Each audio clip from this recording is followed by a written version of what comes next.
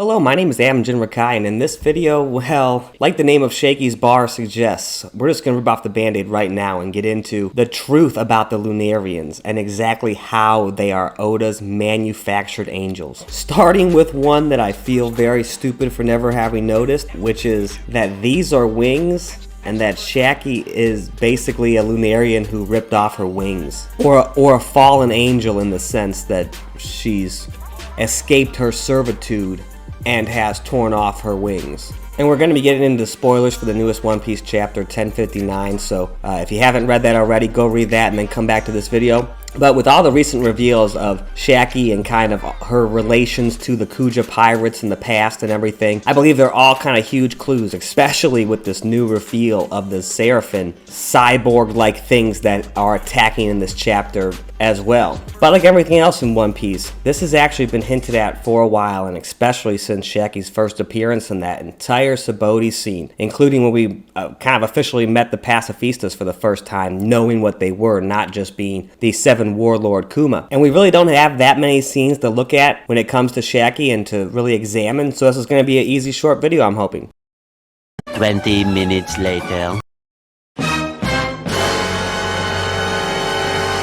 When it comes to the Lunarians, we only officially have King to look at, so it makes it a lot easier to kind of clue into what is being hinted at by Oda. And one of the big ways he always hints at things, of course, is during their introduction. Mr. Morge has a great video talking about that.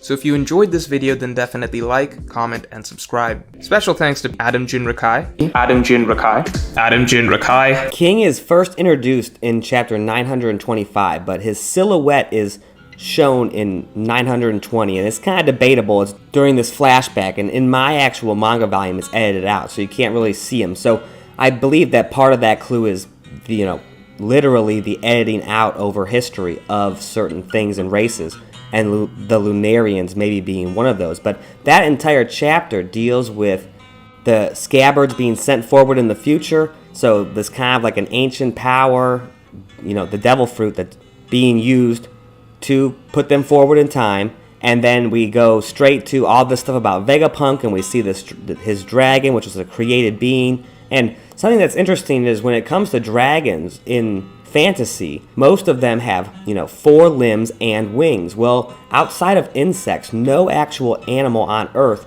has wings and arms. So, of course, it's a created being in this world, but I think there's lots of hints to that, like in Game of Thrones and stuff like that, of dragons being a manufactured type of usable magic and rideable magic. And the big clue with that is that, only bats actually have arms and wings, but that's because they're combined. Essentially, no vertebrae ever has had 6 limbs, arms, legs, and wings. They only ever have, at most, 4. Really, only insects and fairies have both. And then when we actually see King revealed for the first time in full, the SBS connected to the back of him, behind the page, is actually the one where Oda draws the personifications and human forms of Zoro's swords. So this kind of human form of a weapon, I think, might be being hinted at here. And then the very next page in chapter 926, it's all about kind of a messenger from the moon, which is all of this stuff is what we're going to be touching on in this video, and it all ties directly to, the Kuja pirates and Amazon Lily and these new Seraphim angel pacifista weapons that I don't actually think are new. I kind of just think they're the newest version,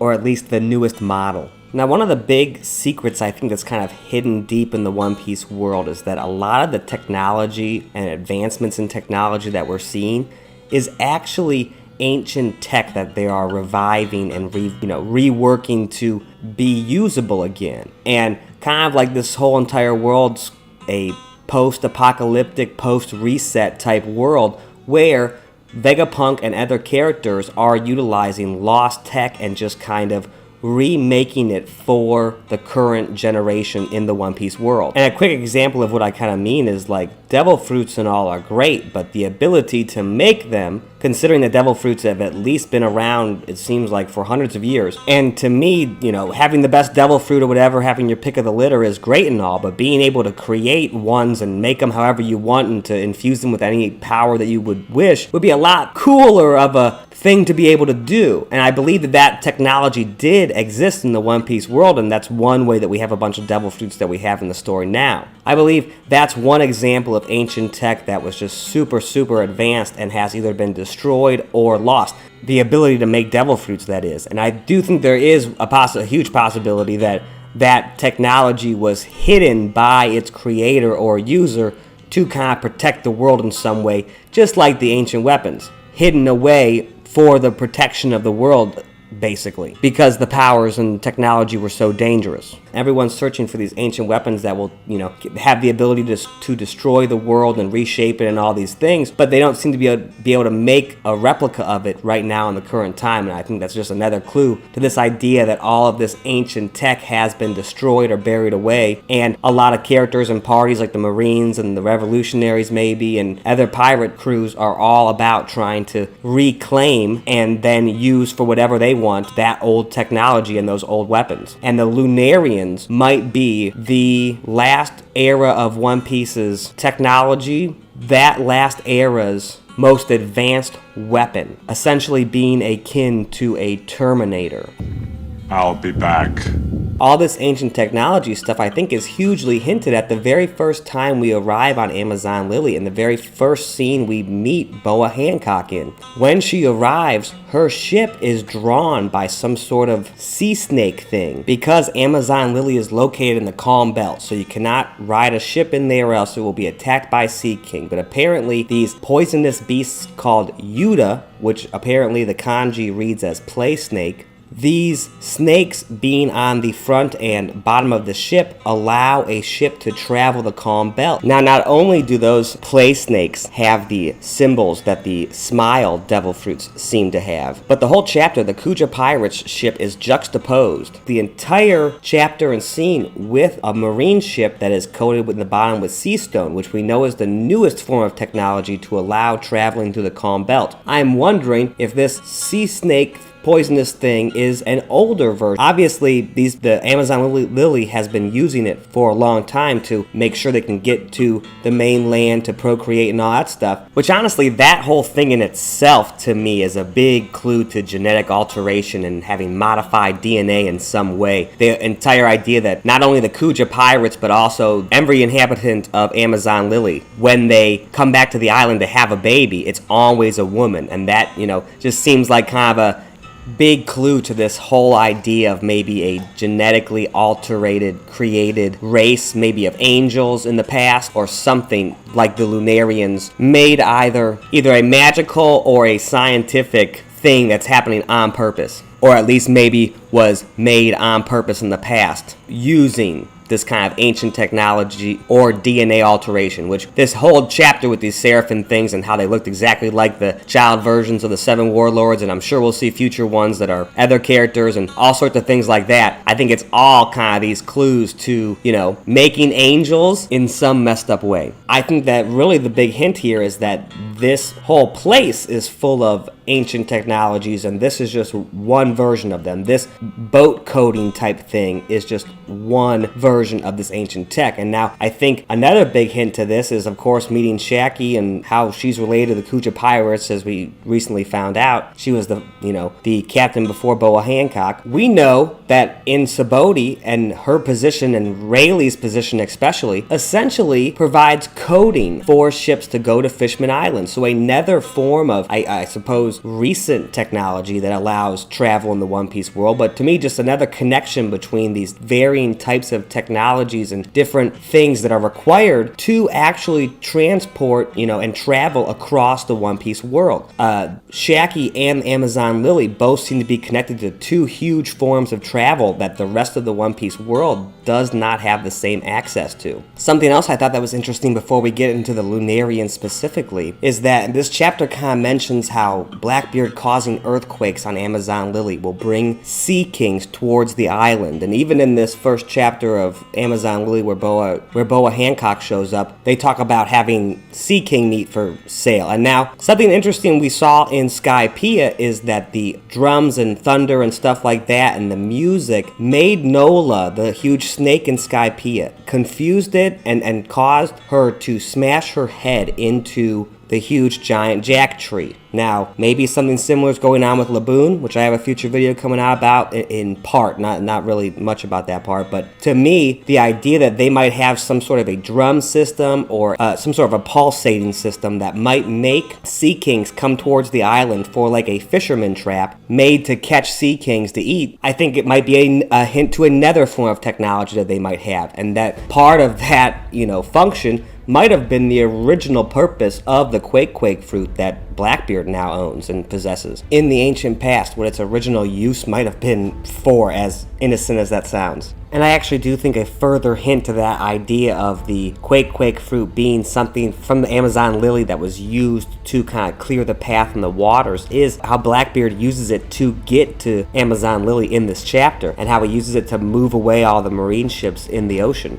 or in the Calm Belt. Maybe being another tie-in to the hint that this ancient technology was used as a means to travel, and that maybe the Quake fruit was one of the keys to being able to travel around the One Piece world at one time, because you can literally use it to pulsate around the ship as kind of a barrier or shield to be able to go anywhere you want. And actually, that's kind of something that's really crazy to me, looking back at Amazon Lily and examining it as much as I possibly can, because it's really got some kind of crazy tie-ins with a lot of mythology and stuff, and I don't really think that it's all related to just snakes or mythological snakes, as surprising as that sounds. I think a lot of it actually has to do with the peacock, but let's explain the crazy highway to get there.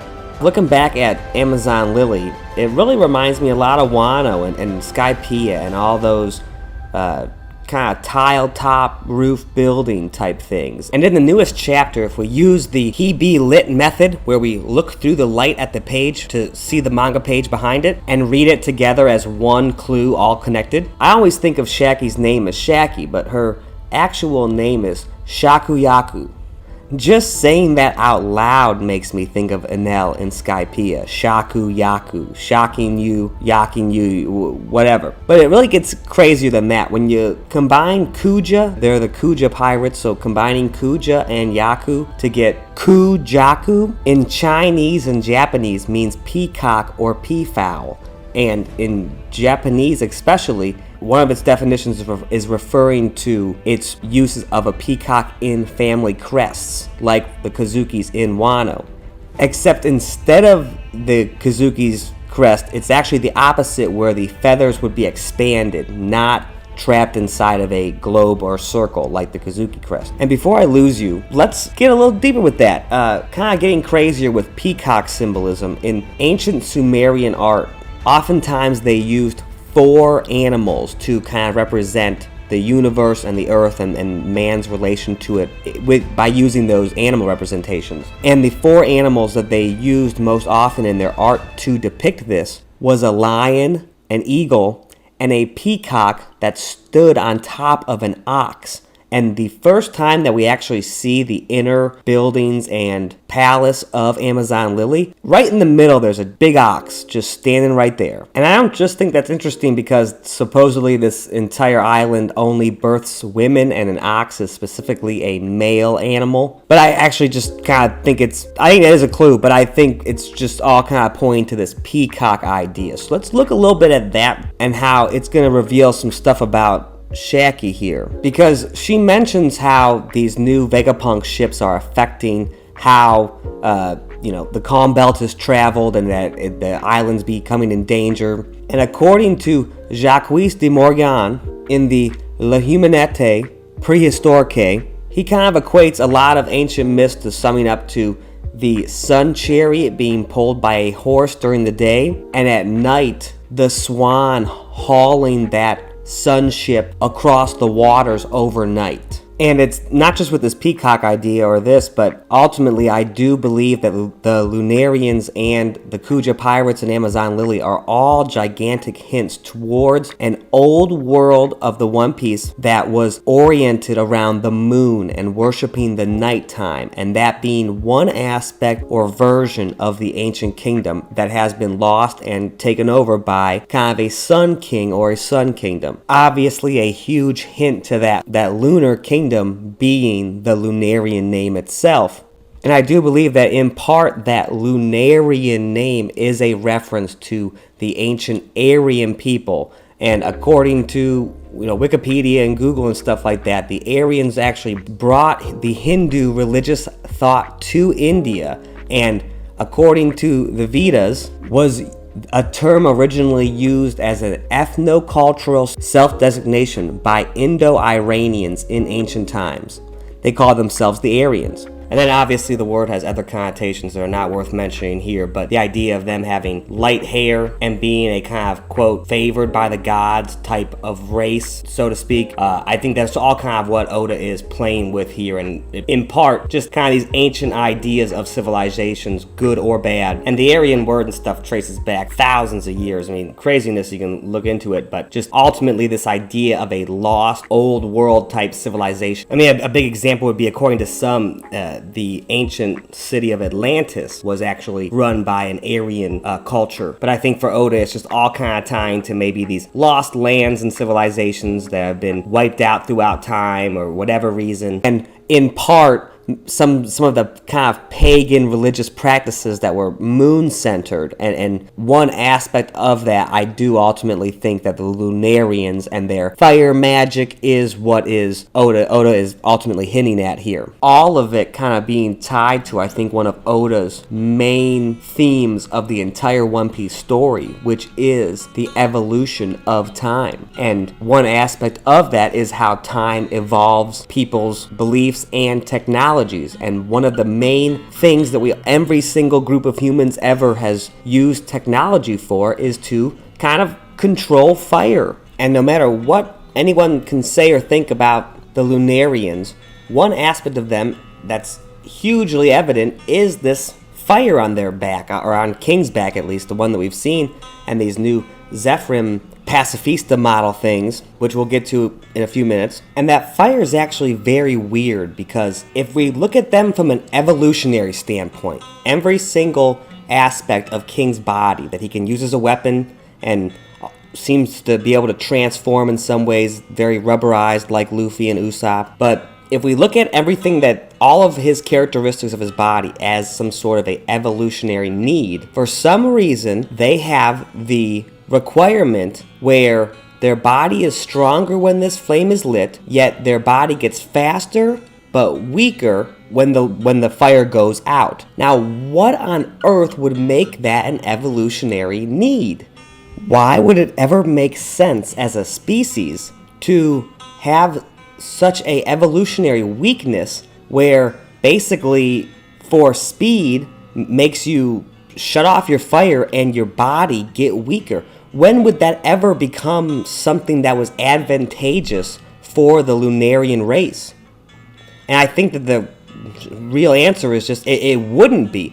The only reason that makes sense is it's something that's in King's body is because if the Lunarians as a whole were kind of a worker robot race created by the old world One Piece gods to do their work, the idea that they would be, built super strong and durable, but if they tried to run away from them and be free, kind of like freeing themselves as slaves, like from the Celestial Dragons and Boa Hancock and Fisher Tiger and all that stuff, if something in their, cyborg robot body was made to, if they decide to actually run away and try to be free, well, their fire gets shut off so they can be faster, so they have a reason to do it, but it makes their body weaker so they're easier to hunt down.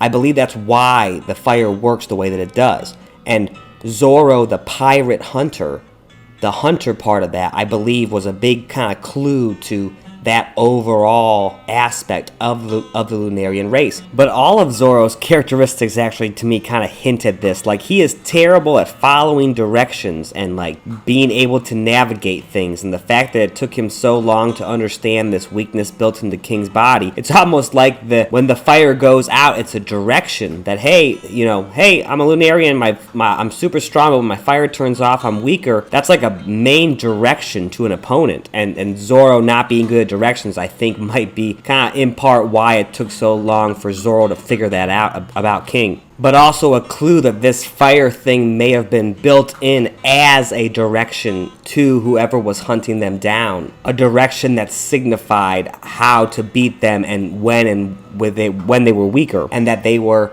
a created being, like we saw on the Enel moon ruins and scriptures and all those murals on the wall and ancient art and stuff depicting making those robots. I believe that maybe that's another version of them.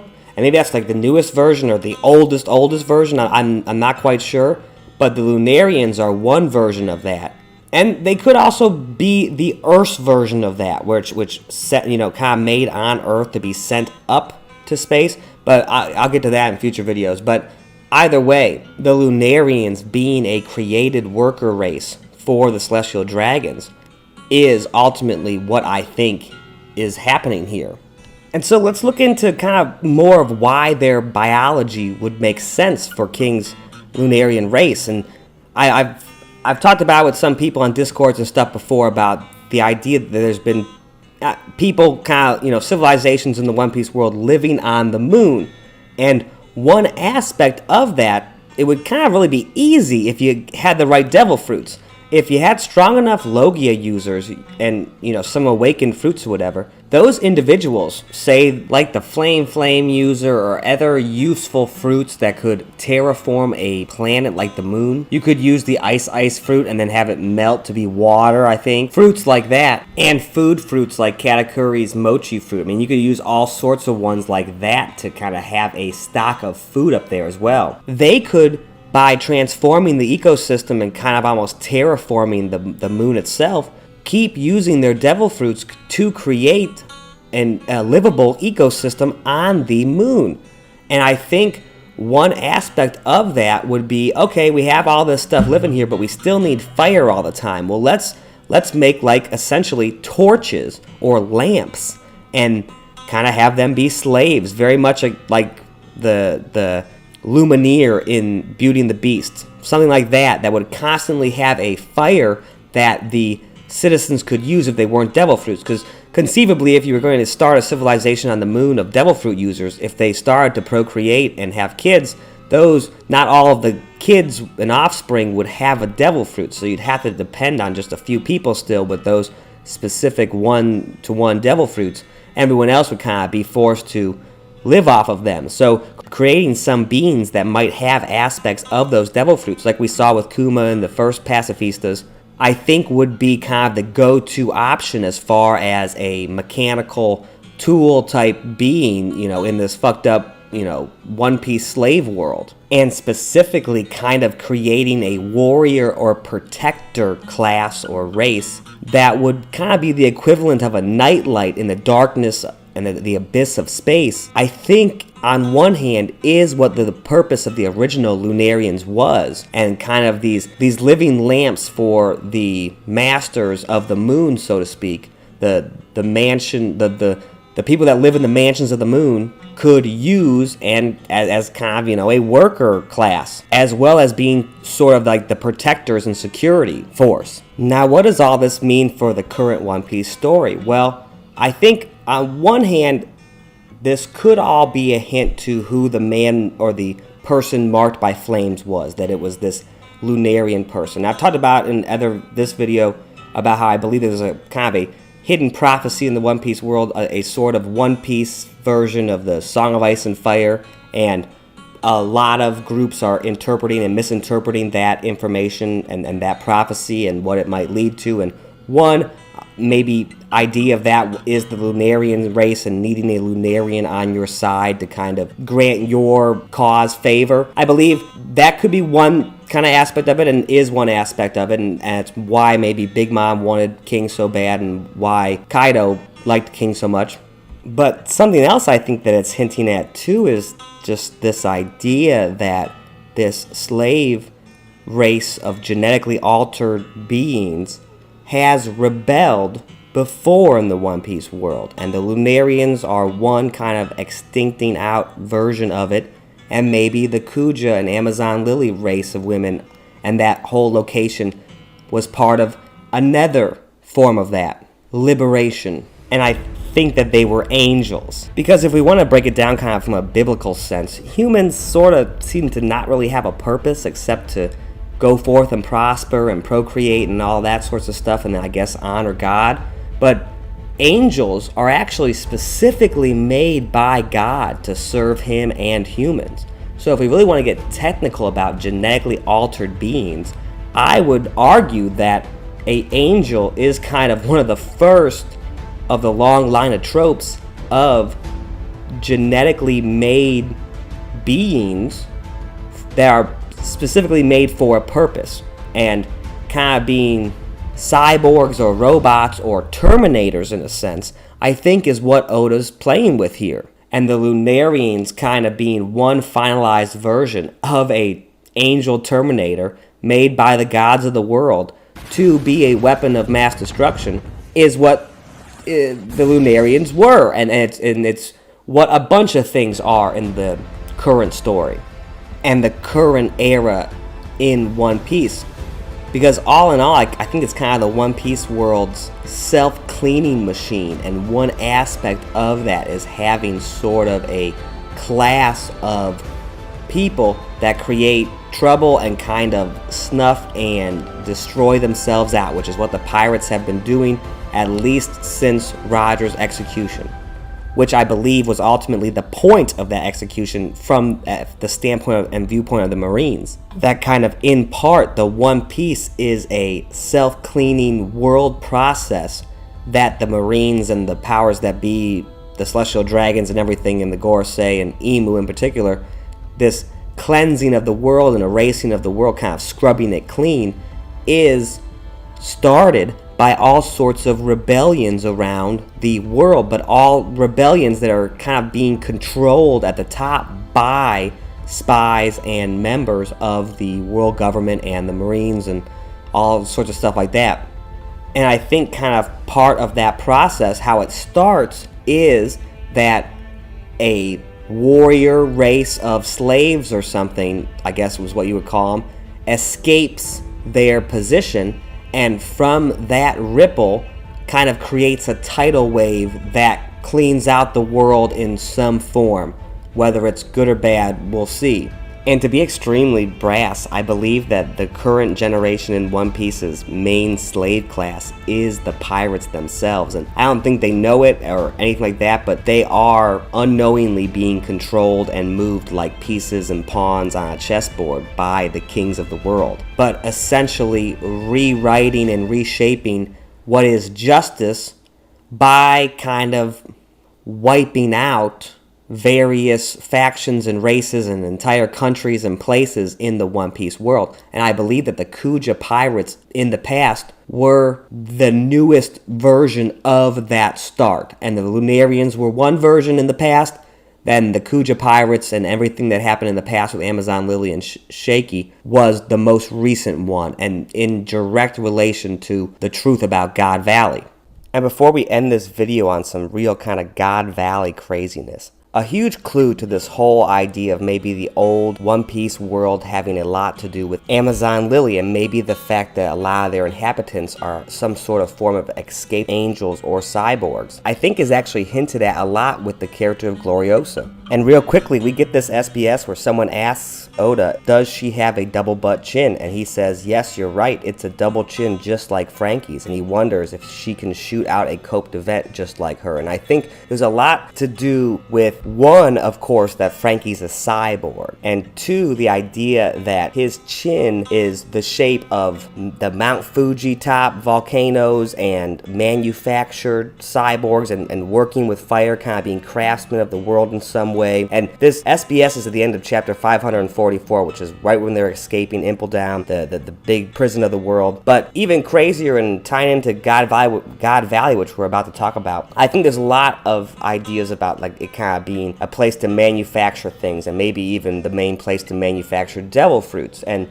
this SBS, the main topic and question of this SBS is actually someone asking Oda about recommending or sending in their own devil fruit ideas, and he vehemently denies it and only wants to create his own devil fruit. So basically, Oda, just like in the One Piece world, wants the control of the creation of devil fruits, which I think is something that the Marines or maybe higher up has currently. Essentially, Goda may be a clue to the gods of the One Piece world holding the power to create devil fruits in some way, or I guess grow them at the very least. And just to end this video on kind of a God Valley hint, these new Seraphim things we see, these kind of little angel things, obviously look like the former Tsuchibaki and Seven Warlords or whatever. They all kind of look like them as kids, and I have a video, Poneglyphs Are a Trap, that kind of goes into how Whitebeard is a cyborg type, Dr. Gero type character. And when it comes to like how would they, I saw on Discord a few places, like how would they have gotten this DNA to make these cyborgs or these replicas of the Seven Warlords? And to me, having those little robot things like Dr. Gero had all around Marineford, the Paramount War at Marineford, to collect DNA and blood, essentially could be done to everybody but Doflamingo. So I think that is kind of a big hint to this cyborg faction of the Marines that's kind of hidden there, like a red ribbon army inside the blue ribbon army of the Marines, I think is really at play here. And it's really interesting to me because the name Marineford, I live in Ohio, so the name always kind of made me think of Ford and the Ford motor plant and stuff like that. And when you look at God Valley, it kind of looks like a motor plant and the steam fire stacks and stuff like that. And earlier when I was kind of talking about these civilizations having something that takes advantage of fire, one version of that would be a hydraulic engine. So, you know, a car engine basically. And Marineford, okay, a Ford is a forge, you know, they're all kind of river talk, and so a marine forge, and God Valley, a valley is a forge too. So I'm really kind of thinking that God Valley was a kind of Ford motor plant type thing that was creating these Lunarian cyborg fire users, or at least the Kuja pirate escaped version of them. And I actually think that this new era's kind of perfected Lunarian type equivalent with these star eye things is a reference to kind of capturing star power. And shout out, if you know, you know, I draw manga, and the first series I started with was a series called JinRakai, and the whole premise was I drew yellow in the black and white manga pages, and the main character's eyes were yellow because he was the embodiment of the North Star energy type thing. But my username was JinRakai, and everyone called me JinRakai, even though I said, like, you know, by Adam. But everyone was either calling me JinRakai or Adam JinRakai, so the name just kind of stuck. So when I did this, I thought it was kind of a good user name / pen name. But this Star Eye thing, I feel like, you know, great minds think alike or whatever. I feel a little bit good about my older series, but you know, check that out sometime. But when it comes to the Kuja pirates maybe being related and escaping God Valley, and Shakky in particular, that she was either straight up a Lunarian or just this Lunarian equivalent, and she tore off her wings after she escaped whatever enslavement she was in at God Valley. Or I do think there's a possibility where she's a sort of reversal of Fisher Tiger, where she was actually part of Rox's pirate crew to go back to God Valley to rescue perhaps members of her fellow Kuja pirate Lunarian race thing. And when she tore off her wings after whatever escaping was completed, which made her hair turn black and her skin not appear brown or half tone in the manga, whatever the color scheme is to signify the difference in skin tone, I believe that when you rip off the wings, that all switches to looking like a human, I guess, but you don't have those fire powers or whatever, is what my guess is. And I do think a huge hint to that is Shakky's bar being called the rip-off bar, and to me this idea of maybe angels escaping or falling from heaven and all that stuff, well, The word shack actually means nuts or grain that have fallen to the ground or have been left after harvest. And one of its meanings as a verb is to hibernate and to go into winter quarters. So to me, kind of having a forced or turned off flame or shutting it off for winter might be, or for the time being to hibernate for a plan or something or until the future, might be all hinted at with that shack name. And tying into that kind of hibernating as part of a plan, well, one of the definitions of a shack is where a ham radio is operated. So where a amateur pirate radio, the headquarters and broadcast center of that, maybe the headquarters of a planning place, could all be hinted at with her name Shack. And I think that her whole appearance here is this. And these wing things, we literally see her every single time we've ever seen her. They're sticking out right there, and it's just like, I feel so dumb. Duh, they have to be wings, right? Let me know in the comments if you think they're wings or if you just think I'm crazy. And please like and share and subscribe in the video. I'm trying to do at least 2 videos a week, so subscribe if you're interested in weekly One Piece theories and reviews and analysis, and I'm also doing Berserk and other stuff and all that. So my name is JinRakai. Thank you so much for watching this whole video, and I will talk to you all later. Bye-bye.